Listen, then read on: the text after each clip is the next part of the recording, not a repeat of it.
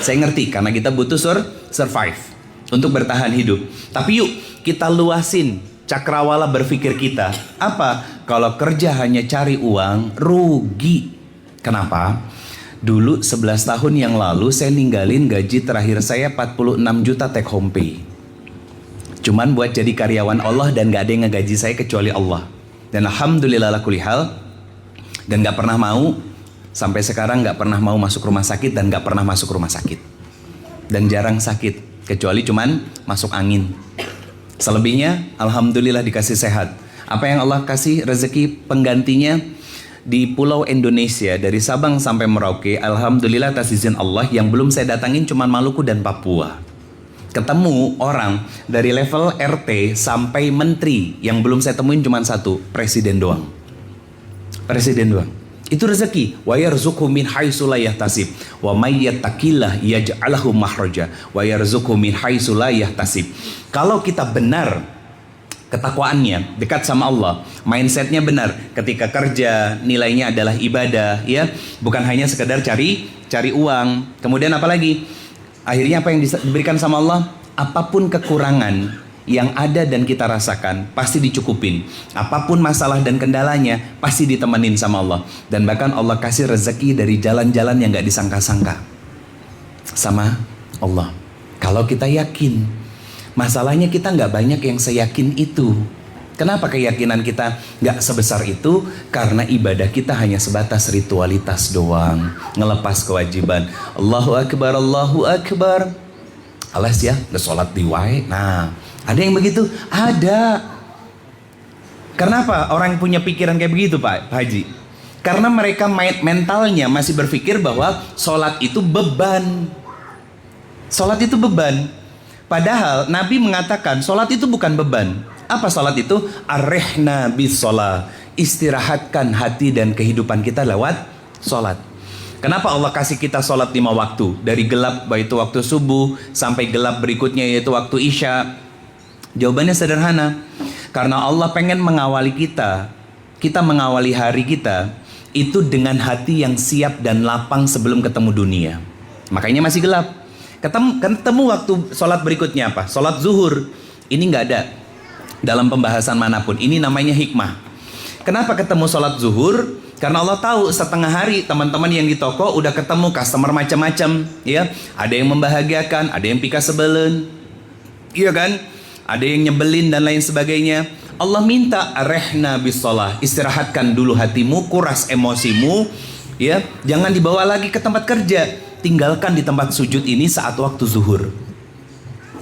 Kenapa ada sholat asar dan maghrib? Kan itu waktu menjelang teman-teman pulang dari tempat kerja kan? Allah minta jangan pernah bawa masalah kantor ke rumah.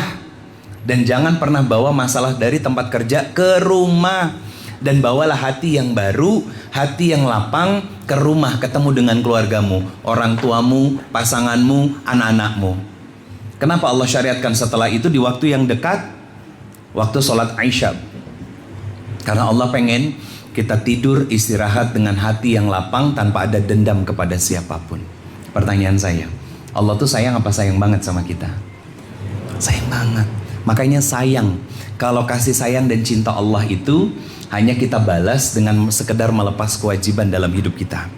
Yang akhirnya apa? Punten, gampang stres, gampang rudet karena konslet antara hati dan pikirannya. Gak sejalan dengan apa yang Allah mau. Kadang hati ngebisikin, tong gitu, tiba-tiba tipu muslihat hawa nafsu, gak boleh. Harus dibalas. Kalau nggak dibalas, dia nggak bakalan tahu diri. Nanti dia bakal mengulangi hal yang sama. Kamu nanti bakal sakit hati lagi. Itu yang terjadi dalam hati kita, teman-teman semuanya. Maka Muslim yang tangguh, satu, dia sadar apa yang menjadi kewajiban dia sebagai seorang hamba. Sehingga kedua, tugasnya bisa dia kerjakan saat berinteraksi secara sosial dengan profesional. Apa tugasnya? Inni ja'ilun fil ardi khalifah, menjadi wakil Allah. Ngapain? Interaksi sosial. Hari ini kita ketemu, itu interaksi sosial. Kalian kerja di toko, itu interaksi sosial. Maka ketika menjadi karyawan, amanah, profesional, ya. Dan dia nggak mau macam-macam. Kenapa? Mungkin atasan saya nggak melihat, mungkin CCTV bisa tertutup oleh rak-rak dan lain sebagainya. Tapi ada CCTV Allah yang 24 jam tidak pernah berhenti mencatat dan melihat semua aktivitas yang saya lakukan. Kira-kira orang yang punya kesadaran gitu bakal curang nggak? Nggak bakalan curang. Dan dia bertumbuh dalam keberkahan. Akhirnya apa yang dia dapat? Rezeki setiap bulannya berkah karena dia nggak curang. Jadi curang itu bukan hanya di toko, teman-teman. Yang buat laki-laki, ya, berangkat kantor, berangkat kerja, jangan lawan arah, jangan putar balik sembarangan, jangan terobos lampu merah.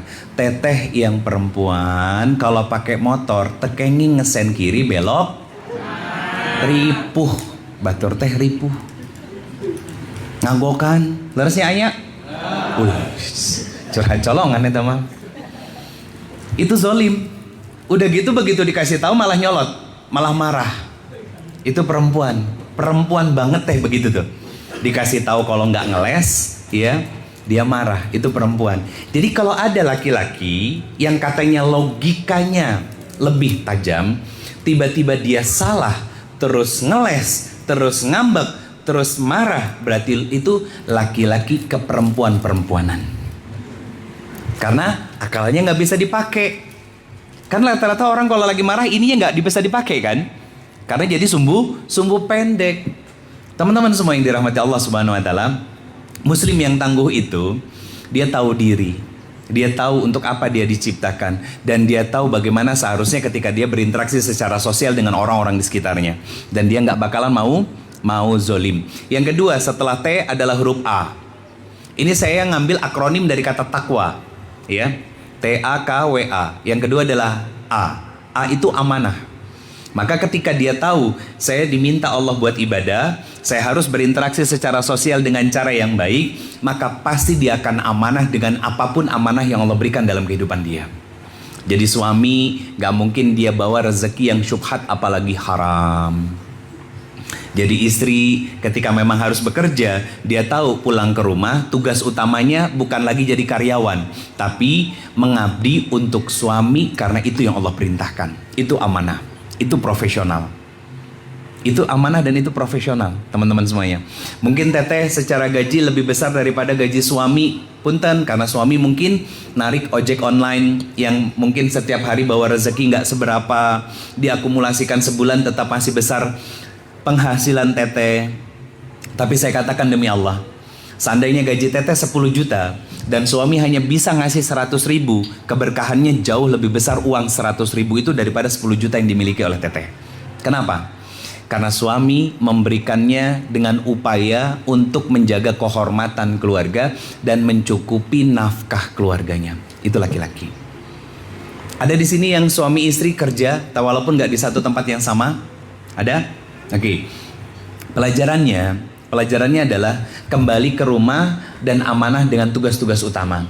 Tugas utama laki-laki yang sudah menikah di dalam rumah apa? Sanes nyoo HP, golar-goler, gulang-guling, miring HP-an. Dipanggil sama istrinya, Pak, angkat galon, tapi tara diangkat. Jadi suami pulang teh, tong nyoo HP wae gitu. Buat teman-teman yang belum menikah sama orang tua, ya jangan di kamar terus. Ai sama HP mah senyum gitu kan. Ai giliran dipanggil sama orang tua mah budek gitu. Hati-hati teman-teman. Karena muslim itu bukan cuma dia amanah di luar karena dia punya pekerjaan, tapi yang paling penting adalah dia amanah dengan keluarganya. Saya katakan demi Allah, seorang Uwais Al-Qarni ngegendong ibunya untuk berangkat haji, itu nggak pernah bisa membayar kasih sayang dan cinta yang setetes keluar dari puting beliau berupa air susu yang masuk ke dalam mulutnya, nggak akan pernah. Masih pada punya orang tua semua kan? Masih ya?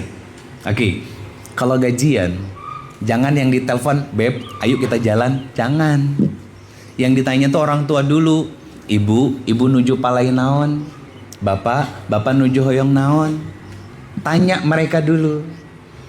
Itu amanah namanya. Kenapa? Karena tanpa mereka kita nggak akan pernah ada di dunia. Ini mah ada orang yang upload di media sosial begitu wisuda, terima kasih ya sayang sudah menemani aku sampai titik ini. Ayo, orang tuanya nggak diupload. Orang kayak gitu mah kalau ketemu sama saya yang ditakol ke saya. Kenapa? Lupa diri. Dan banyak orang-orang yang seperti itu. Teman-teman bisa kerja di toko tumbuh, emang karena skill kalian, karena pendidikan kalian? Bukan, karena doa. Ingat nggak? Dulu pamitan sama orang tua apa? Mah, doain semoga dimudahin, cium tangan. Betul kan? Pak, doain terus cium tangan. Betul kan? Begitu gaji pertama yang yuk kita jalan. Salah. Orang tua dulu yang ditraktir. Karena orang tua itu kalau ditanya lagi pengen apa sih jawabnya? Nggak pengen apa-apa, sok wae canda ku aku teteh. Pasti jawabnya begitu. Kenapa? Karena mereka tahu bagaimana berat dan susahnya cari rezeki. Dan kita juga harus tahu diri, tahu bagaimana perih, susah, capek, lelahnya jadi orang tua untuk membesarkan kita. Maka bahagiakan mereka.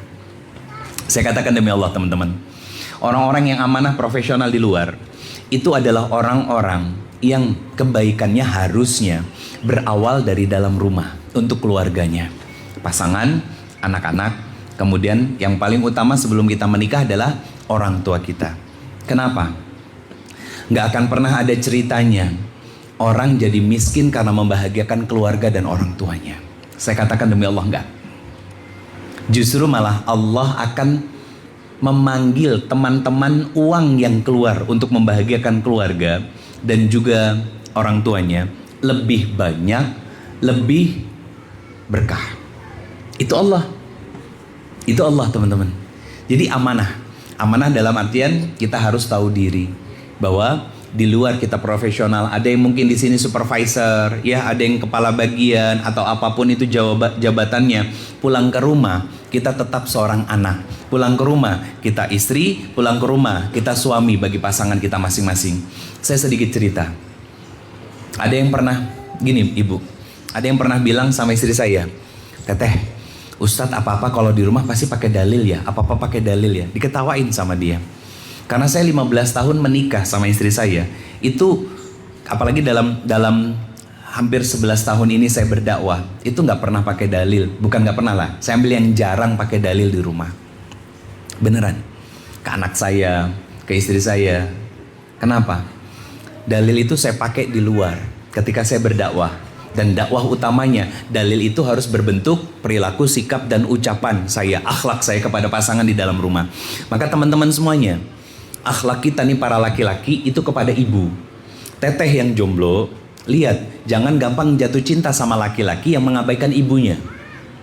Ya, nah nanti ayah juga kalau sudah menikah tahu diri. Yang harus pertama kali dibahagiakan itu bukan ibu, tapi istri. Karena itu sifatnya kewajiban. Membahagiakan orang tua itu kebaikan, tapi mencukupi nafkah bagi istri itu kewajiban. Jadi dalam Islam ada yang namanya infak. Infak itu dua macam, yang satu wajib, yang satu sunnah. Yang wajib satu zakat, kedua nafkah.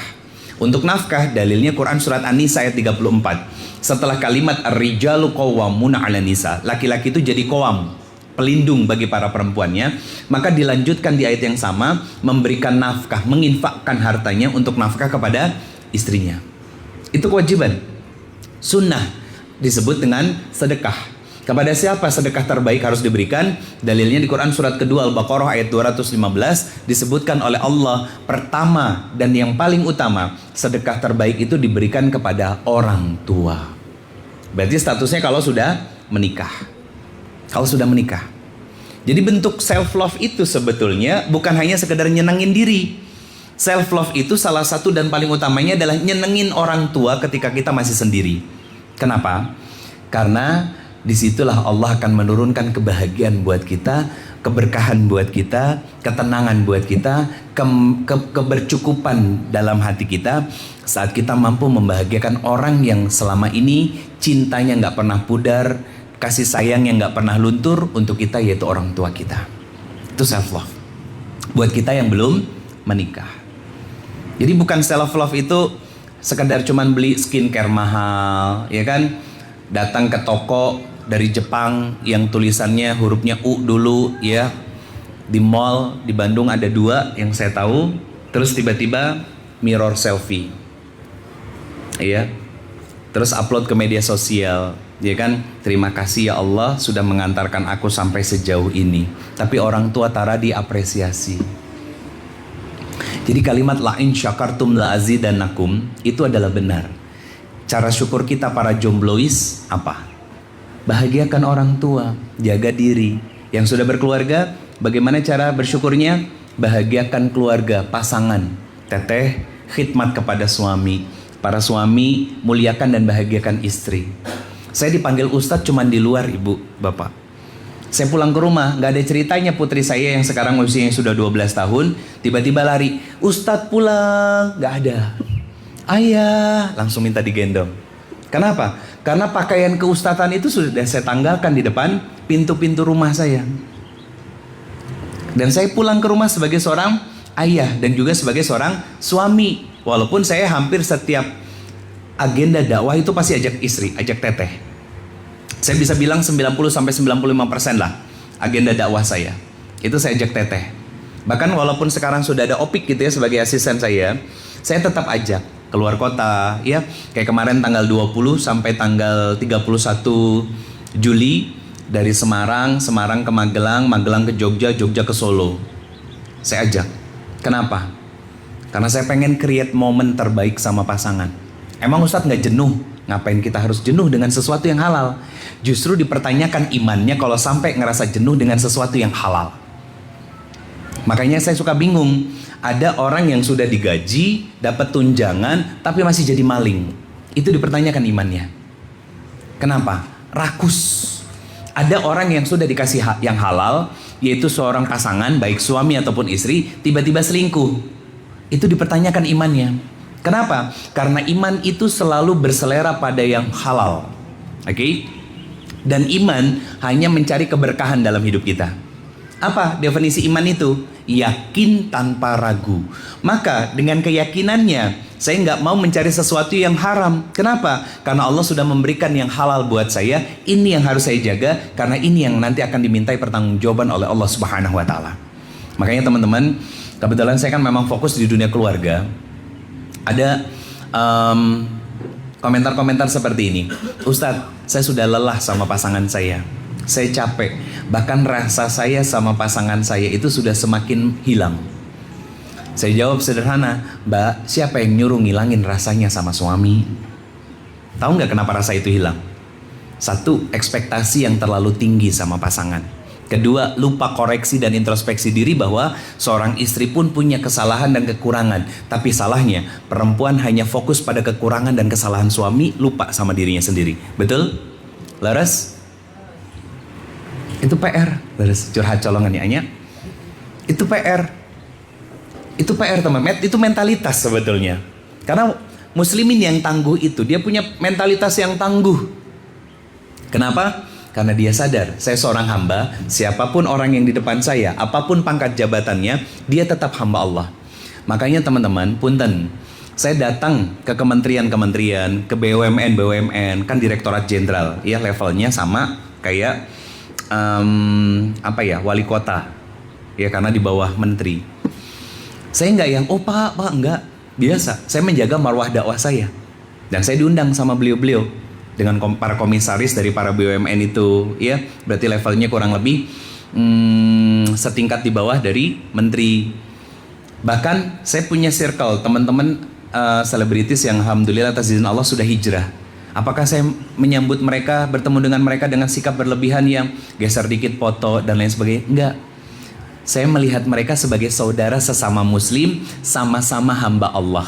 Dan alhamdulillah mereka tenang dan nyaman dengan perilaku sikap kita seperti itu. Jadi nggak berlebihan teman-teman semuanya. Sama ketika kalian bekerja di sini dengan pangkat dan jabatan kalian, jangan semena-mena sama siapapun di bawah kalian. Jangan merasa sombong. Kenapa? Sebentar kalian bikin salah, selesai, cut off, beres. Atau minimal teguran, atau minimal SP. Setelah itu habis. Dan jangan pernah merasa mampu dan bisa. Kenapa? Kita semua cuma dititipi teman-teman. Yang tadinya karyawan biasa dari bawah tiba-tiba merangkak naik dikit-dikit, betul? Ada yang seperti itu? Ada. Ya, dan jangan pernah berkecil hati ketika kita di bawah. Hidup itu berputar, betul. Dan hidup itu harus diupayakan. Nah, teman-teman, amanah itu bukan hanya sekedar kita memegangnya. Memegang itu masih bisa dilepas, masih bisa jatuh, masih bisa hilang. Tapi kita harus menjaga, merawatnya sebagai sebuah yang harus kita jaga, kita rawat. Teman-teman, berada di tempat ini adalah posisi yang banyak dirindukan sama orang-orang di luaran yang statusnya pengangguran. Betul? Kalian punya gaji, kalian punya waktu kerja pagi, sore, pagi, sore, ya? Atau bahkan ada yang sampai malam. Ini kedudukan dan tempat yang ditunggu sama banyak orang. Maka belajarlah untuk amanah. Yang ketiga, keempat, ini jadi satu. Kompetensi dan wawasan. Minimal product knowledge. Kalau kasir berarti harus punya skill service excellent. Ya, ramah. Gak ada tuh ceritanya perengat-perengut. Karena kalau orang yang amanah, dia mau belajar. Nanti profesional. Masalah di rumah gak akan dibawa ke tempat kerja. Dan masalah kerja gak akan dibawa ke dalam rumah. Kalau ada yang seperti itu, berarti masih childish, kekanak-kanakan. Dia belum tahu nilai profesionalisme. Karena Nabi SAW dan para sahabat solih dan orang-orang solih dahulu, orang-orang yang hebat itu gak pernah mencampur antara yang pribadi dengan yang profesional. Dan gak akan pernah mengaduk antara yang profesional dengan yang pribadi. Itu punya slice-nya, punya irisannya masing-masing. Urusan rumah. Jangan mentang-mentang kita lagi PMS juga kan tiba-tiba perengat-perengut, cemberut gitu ya, gampang marah, senggol bacok dan lain sebagainya. Jangan. Itu kan memang waktu liburnya seorang perempuan dan sudah rutin setiap bulan. Kalau keneh-keneh masih gitu berarti teteh-teteh belum naik kelas. Ngejaga dan ngontrol dirinya sendiri. Dia amanah mungkin dalam kerjaan bagus, tapi kalau ternyata value-nya nggak bisa dijaga, nanti KPI-nya turun. Di sini ada KPI, Ibu. Key Performance Indicator ada, Pak? Ada. Ada KPI-nya. Misalkan absensi, profesionalisme, ya, kemudian attitude-nya dan lain sebagainya. Nah, teman-teman, pada bab knowledge, kompetensi dan wawasan, saya dampingin dengan dalil. Quran surat ke-49. Bukan itu deh, ayat yang lain aja tentang kompetensi dan juga wawasan. Quran surat 59 Al-Hasyr ayat 18. Orang yang akan memaksimalkan kompetensinya dan kemudian dia terus belajar meningkatkan wawasan sehingga dia bisa menjadi pribadi yang amanah dan tangguh sebagai seorang muslim adalah orang yang meyakini ayat yang saya bacakan tadi, yang saya sebutkan tadi. Apa bunyinya? Ya ayyuhallazina amanu taqullaha wal tanzur nafsum ma qaddamat lighad wattaqullaha innallaha khabirum bima ta'malun. Gini teman-teman, saya bacakan ayatnya dan saya coba relevansikan konteksnya dengan peran teman-teman semuanya. Ya ayyuhallazina amanu, hey orang-orang yang beriman. Berarti Allah tuh wasiatnya kepada gini, Rido Febri gitu. Namanya siapa yang depan ini? Zuhud? Oh, Gugun. Jadi kalau ayat ini kata Allah, Gugun gitu, bertakwalah kamu kepada aku. Berarti apa? Dekat sama aku, kerjakan apa yang aku perintahkan dan tinggalkan, berupayalah untuk meninggalkan apa yang aku larang. Ketika kerja jangan curang, disiplin, profesional, amanah, kata Allah begitu. Bertakwalah kepadaku, dekat, tinggalkan apa yang aku larang. Innallaha khabirum bima ta'malun. Karena itu bakal jadi bekal ketika besok kematianmu datang. Kata Allah begitu. Wattaqullah innallaha khabirum bima ta'malun. Omat ya, hati-hati, omat hati-hati, karena aku selalu melihat dan mengetahui apa yang kamu kerjakan. Itu kompetensi dan wawasan sebagai seorang muslim. Apa? merasa dilihat dan ditatap oleh Allah. Itu soft skill yang mahal, teman-teman. Jadi saya berharap begini, jangan sampai kita cuman ngupgrade ilmu-ilmu yang sifatnya duniawi, tapi lupa ngupgrade sisi spiritual dari diri kita. Saya nggak bilang itu salah, teman-teman semuanya. Tapi saya ingin mewasiati diri saya dan kita semuanya lewat pesan dari Imam Syafi'i. Kalau kita nggak mau berpayah-payah, bersusah-susah untuk belajar ilmu agama, maka siap-siap menanggung kepedihan dalam kebodohan.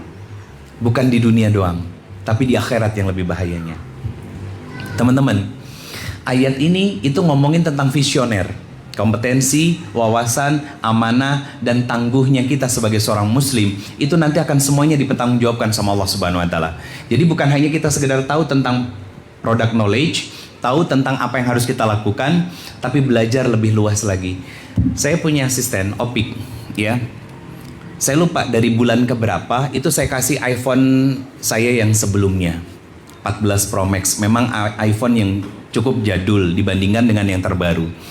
Tapi itu saya kasih ke dia untuk dipegang, dipakai, untuk dia ngulik, untuk dia belajar, untuk dia ngedit. Karena punya target kerjaan harian. Setahun ke belakang target kerjaan hariannya apa? 3 video setiap hari.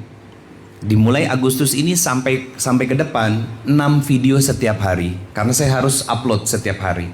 Sebagai bentuk syiar saya di media sosial. Apa yang dia lakukan? Dia chit-chat sama istri saya. Karena istri saya ngasih arahan, Aopik coba belajar ini, Aopik coba bikin kayak begini. Kompetensi dan wawasannya ditambah dia. Kira-kira saya mau diem aja nggak? Enggak, pasti akan nambah keberkahannya. Salah satunya, gajinya dinaikin. Dan itu saya sampaikan sama istri saya. Tolong sampaikan sama Opik. Dan apakah hanya sekedar gaji? Enggak, teman-teman. Kemanapun pergi, ya, kemanapun pergi pulang, ya kan, dapat bingkisan, dapat kue, dapat snack dan lain sebagainya, itu saya kasih, biar orang tuanya di rumah bisa nyicipin. Kan kalau cuman buat saya nggak bakalan habis. Kenapa? Saya cuma tinggal berdua, saya, istri saya, putri saya, bertiga di rumah, kan nggak bakalan habis. Akhirnya dibagi untuk beliau, biar dibawa pulang ke rumah orang tuanya, biar orang tuanya merasakan keberkahan dari capeknya dia ketika safari dakwah. Pertanyaan saya, apakah kebaikan itu datang begitu saja dari Allah? Enggak. Jadi teman-teman, Allah itu akan memberikan sesuatu yang lebih bagi kita. Syaratnya satu, asal kita siap dan layak. Teman-teman di sini ada yang statusnya supervisor atau selevel dengan itu, angkat tangannya. Ada? Hah? Yang levelnya supervisor atau selevel itulah kepala apa ya? Saya nggak tahu di sini strukturnya gimana. Oh, PIC, oke. Oke, yang PIC, ngacung. Teman-teman yang PIC, oke. Berapa lama kerja di sini, A? Sudah 15 tahun. Ada lagi yang setara dengan PIC? Nggak ada lagi ya, Pak ya? Apa? Banyak PIC-nya. Tapi pada malu-malu ngacung, Mbak. Tolong angkat tangan teman-teman yang PIC. Teteh udah berapa lama? 13 tahun. Kalau yang di bawah PIC apa, Pak? Asistennya, asisten PIC. Asisten PIC. Ada. Udah berapa lama? 9 tahun. Yang baju hitam, di belakang? Kan tadi ngacung, berapa tahun? 20 tahun. Insya Allah. Teman-teman, berarti kan jenjang karir terbuka ya. Pertanyaan saya, gaji waktu jadi karyawan biasa sama sekarang jadi PIC sama apa beda? Beda. Itu kenaikan. Kenapa ada kenaikan? Bukan hanya status, tapi juga rezeki buat kita. Karena kompetensi kita dilihat oleh manajemen. Ya. Wawasan kita jauh lebih mature, dewasa daripada karyawan pada umumnya. Pertanyaannya justru gini, bisa nggak manajemen hire profesional dari luar? Bisa banget. Bayar gaji lebih besar bisa, tapi pertanyaannya, apakah profesional dari luar itu selalu match dengan culture toko tumbuh ini? Belum tentu. Saya ngisi di banyak korporasi, teman-teman semuanya, itu nggak semuanya, apalagi kalau itu korporasi keluarga, harus hire dari orang profesional, keren ilmunya, wawasannya bagus, pengalamannya banyak, tapi ternyata nggak selalu match dengan culture atau budaya dari korporasi itu. Banyak banget. Yang akhirnya apa? Prosesnya disebut dengan kaderisasi dari karyawan-karyawan yang sudah membersamainya. Salah satu contoh, saya punya seorang kakak, beliau sudah kurang lebih 18 tahun punya usaha pakaian muslim, ya, brandnya sudah sangat besar, ya, dan itu masya Allah, salah satu bentuk syukurnya beliau, ya, adalah mengumrohkan karyawannya setiap tahun. Dan siapa yang diumrohkan? Karyawan-karyawan loyalisnya. Dan nah sekarang lihat sudut pandang karyawannya ya, bisa berangkat umroh kan nggak pernah kepikiran sebelumnya. Nah, itu dikasih rezeki sama Allah Subhanahu Wa Taala. Itu kompetensi, itu wawasan yang terus bertumbuh sehingga kita muncul perilaku loyal, yaitu kita berusaha untuk nggak khianat sama tempat kita kerja, melakukan sebaik mungkin, menjaga nilai-nilai silaturahmi, menjaga nilai-nilai profesionalisme kita, sehingga manajemen melihat dan itu menjadi gift paling besar dari Allah Subhanahu Wa Taala selain gift berupa tempat kita mencari mencari rezeki selama ini. Itu teman-teman, TAKW terakhir. Kalau ini interaksi sosial, namanya adaptif. T-nya tangguh, A-nya amanah, K-nya itu kompetensi yang terus diasah, ditingkatkan, W-nya itu wawasan yang terus ditambah agar kita bisa bertumbuh. Terakhir A, adaptif. Apa maksud adaptif?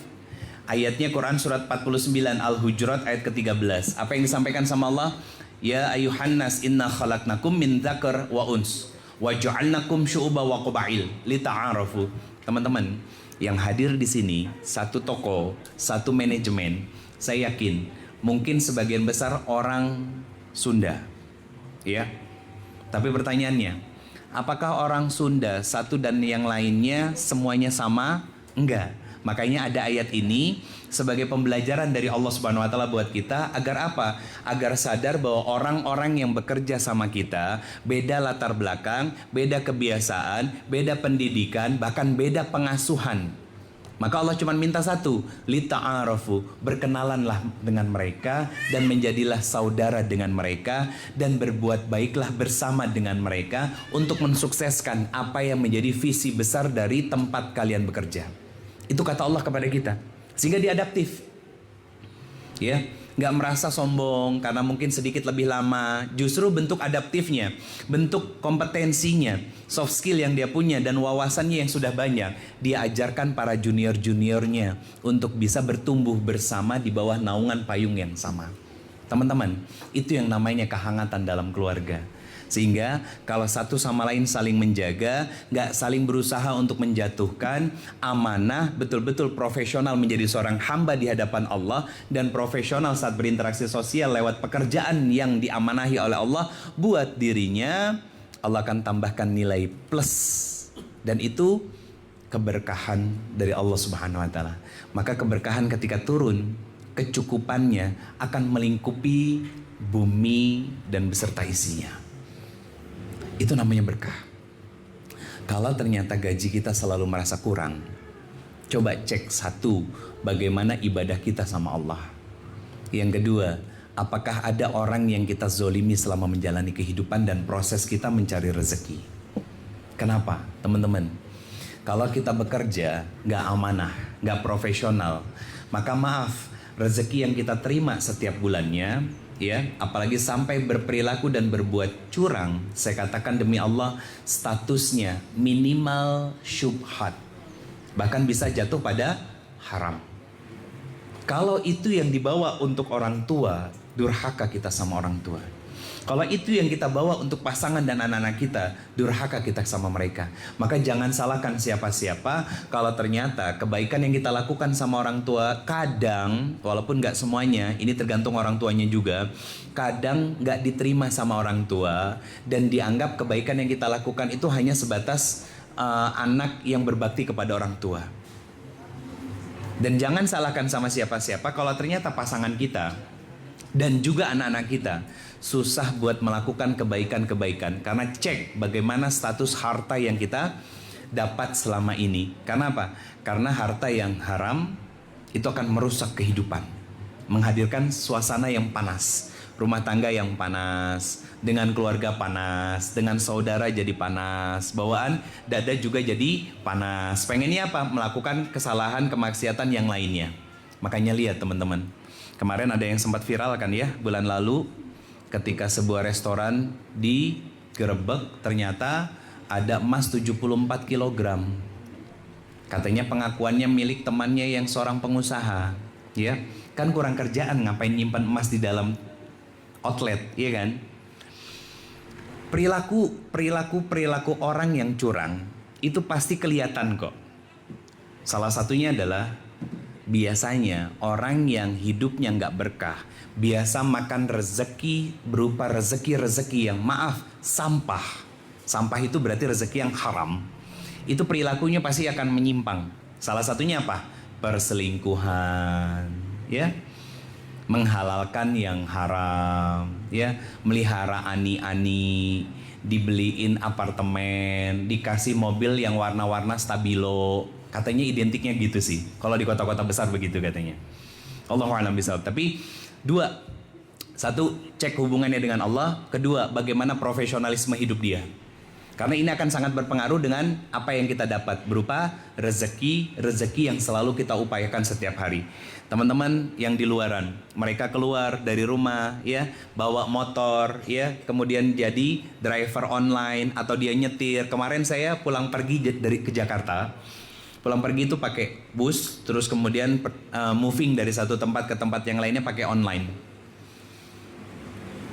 Teteh yang sudah menikah, yang mungkin suaminya beda tempat kerja, syukuri apapun yang dibawa sama suami. Itu satu. Yang kedua, sering-sering ngucapin terima kasih sama suami yang sudah berjihad, berupaya, bersusah payah cari rezeki yang halal selama ini. Kenapa? Seorang suami itu kalau sudah keluar dari rumah, ya, pilihannya satu antara dua. Apa? Kembali pulang dengan selamat atau kembali pulang hanya tinggal nama. Kenapa? Karena kalau sudah di jalan itu kalau nggak ditabrak nabrak, betul kan? Dan itu sudah sangat dekat dengan kematian. Maka yuk kita di sini sebagai keluarga saling ngejaga satu sama lain. Kita nggak pernah tahu apa yang sedang dialami, momen-momen struggle dalam kehidupan teman-teman kita. Ketika kita ketemu teman satu profesi, satu kerjaan, tiba-tiba emosinya lagi labil, jangan langsung dimusuhi dan jangan menjadi seorang hakim yang ngejudge dia. Jangan. Karena bisa jadi ada beban yang sedang dibawa sama dia. Makanya para direksi saya mohon izin, ini biasa saya sampaikan di banyak tempat, baik sifatnya UMKM sampai korporasi besar, harus ada, orang Jawa nyebutnya harus ada ruang sambat. Bahasa kitanya harus ada tempat curhat bagi karyawan. Dan ini harus ada orang yang punya skill khusus untuk membaca ciri-ciri bahwa karyawan kita ini sedang nggak baik-baik aja. Dalam baik sangka saya, semoga itu sudah ada, ya, sudah menjadi fasilitas buat teman-teman. Karena jangan langsung dikasih teguran, ya. Karena kita para manajemen itu tahu bahwa yang namanya karyawan adalah aset. Dan saya yakin keluarga besar Toko Tumbuh ini sangat memegang nilai-nilai prinsip itu. Karena terbukti 9 tahun, 8 tahun, 20 tahun, dan lain sebagainya. Karena turnover di sebuah korporasi besar itu satu di antara dua. Apa? Kalau nggak karyawannya yang bermasalah, itu manajemen yang bermasalah. Nah, kalau ngelihat sampai ada yang belasan tahun kayak begini, saya yakin dan saya percaya manajemen dari Toko Tumbuh berusaha untuk bertumbuh bersama untuk sampai pada kesehatan manajerial yang baik. Nah, artinya kalau ada karyawan yang sedang nggak baik-baik aja, jangan langsung dijudge, dihukum. Tanya, lagi ada masalah apa di rumah? Bagaimana dengan pasanganmu kalau sudah nikah? Bagaimana dengan orang tuamu, ya? Atau jangan-jangan lagi ada masalah sama punten, walaupun saya tidak membenarkan ini ya, tapi ini hanya sebatas contoh. Lagi ada masalah sama pacarnya, Misal, saya tidak membenarkan sebetulnya, ya. Itu pilihan masing-masing dan itu hisabnya juga masing-masing. Tapi bagi saya itu dilarang dalam Islam. Nah, terlepas dari itu kewajiban dari korporasi. Biar apa? Biar semakin kondusif situasi dan kondisinya. Kenapa yang dimunculkan pertanyaan bukan sebuah judgement? Karena karyawan itu akan trust kepada kita kalau mereka merasa nyaman dan tenang. Salah satu cara menghadirkan ketenangan dan kenyamanan bagi karyawan adalah dengan cara mengajak diskusi tentang ada apa dan kenapa tanpa melibatkan emosi. Betul, ruang curhat, leres Bapak. Leres. Ustadz capek, silakan. Memang capek. Dan kita semua capek. Tapi ini bagian dari sesuatu yang bisa kita upayakan, terlebih karyawannya nggak terlalu banyak, berarti kan bisa ke screening. Satu dan lainnya kondisinya seperti apa, kenapa, bagaimana, dan lain sebagainya. Ya, semoga ini bisa menjadi motivasi buat kita semuanya tentang nilai takwa sebagai identitas kita sebagai seorang muslim. Agar apa? Agar keluarga yang kita bangun ini semakin hangat dan rezeki-rezeki yang kita peroleh baik dari tingkat manajemen sampai ke seluruh karyawannya itu menjadi rezeki-rezeki yang berkah yang kita bawa ke dalam rumah. Satu, sadar diri dan jadilah muslim yang tangguh bahwa kita hanya seorang hamba Allah, ditugaskan semuanya ibadah, ya, dan jangan hanya bekerja hanya untuk mencari nominal dan angka, karena maaf, tertakar, terukur. Yang kedua, amanah dalam menjalani setiap amanah-amanah yang Allah kerjakan. Saat jadi seorang hamba Allah, maka amanah dengan apa yang diperintahkan oleh Allah. Yang kedua, amanah dengan pekerjaan, karena itu menjadi amanah dari Allah untuk kita berinteraksi secara sosial. Amanah juga menjadi seorang anak bagi orang tuanya. Kalau lagi gajian, masih single, yang ditanya kebutuhan orang tuanya dulu. Dan amanah kepada pasangan, ketika ternyata Allah sudah mengamanahkan kepada kita sebuah ikatan pernikahan dan juga anak. Yang ketiga dan keempat, kompetensi dan wawasan. Terus kita upgrade, tingkatkan loyalitas kita, ya. Kemudian kita jaga niat-niat kita, pengetahuan kita, skill kita. Teman-teman, sekarang belajar apapun gampang di media sosial. Ya, siapa tahu nanti dicari konten kreator untuk toko, ya kan? Atau tiba-tiba nge-live di toko. Saya punya grosir di kompleks saya, Pak. Itu yang orang dipercaya sama pemilik grosir itu setiap pagi itu celotehnya panjang kali lebar. Ibu, bapak, alhamdulillah sudah datang semangka, lihat semangkanya cantik, warnanya merah dan alhamdulillah bijinya nggak banyak dan lain sebagainya. Itu bisa. Saya nggak tahu apakah di toko tumbuh sudah ada live secara penjualan secara live sudah. Nah, berarti teman-teman itu bisa upgrade tentang knowledge-nya, tentang kompetensinya. Karena apa? Yang jadi host, yang biasa jadi host, nggak selamanya sehat. Bukan saya ngedoain sakit, bukan. Artinya ketika kita punya kompetensi, terutama public speaking, minimal bisa ngomong dulu deh gitu kan.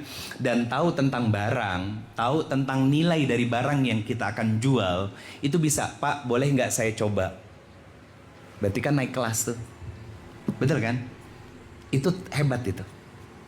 Dan saya gak pernah kepikiran dulu Pak untuk jadi seorang ustadz tuh gak pernah.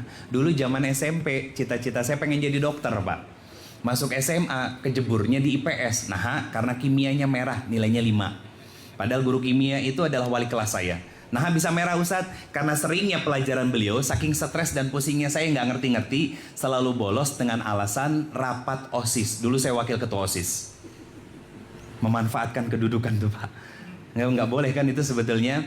Dan akhirnya saya terima. Dan akhirnya apa? Begitu lulus dari sekolah, ya saya kuliah 1 tahun.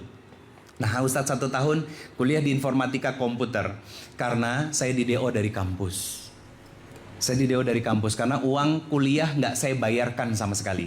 Dipakai buat apa? Nongkrong, main biliar. Tapi ternyata dengan izin Allah, saya ikuti apa yang jadi takdirnya Allah. Ya, saya diusir dari rumah, ya, terkatung-katung, ya, nggak punya rumah untuk pulang. Saya datangin orang tua angkat saya di Jakarta. Saya minta nasihat sama dia. Apa yang beliau lakukan pertama kali bukan nasihatin saya, tapi ngajak saya untuk diruqyah lobah setan. Nah, iya kan? Karena bukan itu sebetulnya, tapi biar hati saya tenang dan pikiran saya tenang saat itu. Karena ruqyah itu doa yang dipanjatkan oleh orang yang punya ilmu, dibacakan. Akhirnya hati saya makin tenang, pikiran saya makin tenang. Saya mulai fokus pada apa yang menjadi tujuan saya. Saya menata hidup saya, mulai kerja, ya. Kemudian akhirnya nyelesain S1, S2 tanpa biaya dari orang tua saya. Bahkan ketika saya bekerja, saya ngambil diskursus tambahan asesor ISO 9001 yang waktu itu yang 2009, manajemen mutu. Makanya lompatan dalam karir saya itu kompetensi dan wawasan yang di-upgrade. Selesai dengan tugas keduniawian, gelisah hati saya, ini bukan dunia saya selamanya. Maka saya diskusi sama banyak guru saya. Waktu itu belum nikah, belum. Waktu itu awal nikah. Iya, awal nikah. Saya masih jadi karyawan karena saya menikah sudah 15 tahun. Saya diskusi sama banyak guru, terus akhirnya apa? Saya bilang sama istri saya, yang ayah mau resign, ayah mau memilih dakwah. Saya belajar sama banyak guru. Guru saya ada yang dari NU, ada yang dari Persis, ada yang dari Muhammadiyah, ada yang dari Salafi. Semua saya ambil ilmunya. Kenapa? Karena nggak ada guru yang maksum. Biar kita nggak taklid buta, tapi kita punya prinsip dalam menjalani kehidupan kita tanpa membenci perbedaan dengan saudara kita. Itu hebat. Dan itu yang selalu diajarkan sama guru-guru saya. Karena setiap guru itu punya kompetensinya sama. Teman-teman kan punya kompetensinya masing-masing. Itu yang diasah. Dipertajam, diruncingin. Karena kalau sudah runcing, itu bisa dipakai untuk mengukir dan menulis, menggambar apa? Episode kehidupan kita. Mau dibuat indah atau mau dibuat apa adanya. Teman-teman yang memilih jalan kehidupan itu. Dan alhamdulillah, jalan dakwah ini yang saya pilih ini pun dapat pertentangan dari orang tua saya. Dapat pertentangan.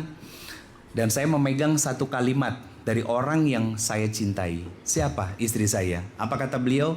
Apapun yang ayah pilih, selama Allah ridho, bunda akan dukung. Dan itu menjadi motor yang terus menggerakkan saya sampai detik ini. Dan saya nggak pernah kepikiran akan tampil di TV selama 3 tahun ini, ya. Bahkan dengan izin Allah juga pegang program khusus di TV One selama kurang lebih 5 bulan ini. Tadi malam tayang. Namanya Renungan Jiwa. Setiap hari Minggu malam Senin jam 8. Dan saya ketemu banyak artis-artis yang hijrah, living legend kayak Mandra, ya, dan lain sebagainya. Gak pernah kepikiran teman-teman. Tapi itu tadi kita belajar dari kisah Nabi Yunus alaihissalam. Nabi Yusuf alaihissalam. Ya, keluarga Nabi tapi dizolimin sama saudaranya. Di mana? Dibuang ke sumur. Betul? Terus kemudian ditolong sama orang. Jadi budak, dijual, ya, jadi pembantu, jadi orang yang susah, nggak punya apa-apa, melayani tuannya, dan dengan izin Allah merangkak perlahan demi perlahan. Kenapa? Karena mutiara akan tetap jadi mutiara walaupun dia berada di tempat yang kotor, di dalam lumpur sekalipun. Maka ketika tahu itu mutiara, angkat dan bersihkan. Itulah diri kita. Kita harus kenali diri kita, potensi teman-teman semuanya. Karena saya minta jangan selamanya menjadi seperti kedudukan sekarang. Bisa jadi asisten, bisa jadi PIC, ya, atau mungkin kalian banyak belajar di sini, amanah, profesional, ya, dan ternyata manajemen puas, dan kalian harus menjejakkan karir yang jauh lebih tinggi lagi di tempat yang lain, dan harus meninggalkan amanah dan pekerjaan di sini. Semoga pelajaran dari tempat sekarang itu membawa kalian pada pelabuhan-pelabuhan keberkahan dan karir-karir terbaik kalian dalam kehidupan. Karena apa? Karena keberkahan dan penjagaan kita terhadap apa-apa yang Allah perintahkan kepada kita. Dan selalu adaptif, beradaptasi dengan lingkungan, siapapun. Saya titip pesannya ini sebagai penutupnya. Jangan paksa orang untuk ngerti kita, tapi paksa diri kita belajar, fahami, ngertiin orang lain yang ada di sekitar kita. Ya, kenapa? Karena kalau kita memaksa orang ngerti kita, itu namanya egois, itu namanya ekspektasi. Karena nggak semua orang bisa paham dan ngerti kita. Maka latih sense of hati kita, empatinya kita untuk lebih mengerti, memahami orang lain. Kenapa? Karena kita sadar bahwa orang-orang yang di sekitar kita semua latar belakangnya beda, kebiasaannya beda. Dan saya nggak mau memaksa mereka untuk ngerti saya, tapi saya harus belajar untuk mengerti mereka, situasi mereka, kondisi mereka. Sehingga kekeluargaan yang sudah terbentuk di toko tumbuh ini terus menjaga kita dalam pertumbuhan kebaikan menuju hal-hal yang Allah ridhoi. Dan insya Allah rezeki yang kita bawa pun bukan hanya sekedar harta yang berkah dan halal, tapi juga teman-teman punya usia yang berkah karena dijaga oleh Allah dalam kebaikan-kebaikan yang Allah sukai. Hatur nuhun, itu yang bisa saya sampaikan. Saya berharap ada diskusi, ada tanya jawab, ada dari teman-teman yang mau berdiskusi dan bertanya. Insya Allah dengan senang hati, semoga menjadi kebaikan, semoga Allah berkahi silaturahminya kita hari ini. Teman-teman, insya Allah nggak ada yang sia-sia. Teman-teman mengorbankan waktu setengah hari untuk kumpul di sini. Kenapa? Kan kalau di rumah paling dapat makanan dari rumah, ya gitu, sangu sama lauk. Di sini kalian dapat tambahan snack box. Betul kan? Saya nggak tahu apakah nanti ada jamuan makan-makan juga. Ada Pak? Ada juga.